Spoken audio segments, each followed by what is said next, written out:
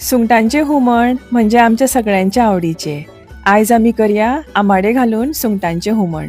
सुंगटां बरी साफ करून डिवेन करून रुचीपुरते मीठ लावून 10 ते 15 मिनिटां सायडीक दवरूंक जाय। तशेंच आमाडे बरे धुवन तासून तांकां मीठ, हळदीचो पिठो आणि मिरसांगेचो पिठो लावून 15 ते 20 मिनिटां मॅरिनेट केल्यार खूप रुचीक लागतात। सोय, सुके मिरसांग्यो, कांदो, कोथमिऱ्यो, हळदीचो पिठो, उदक घालून हे सगळे बरे बारीक वाटून घेवंक जाय।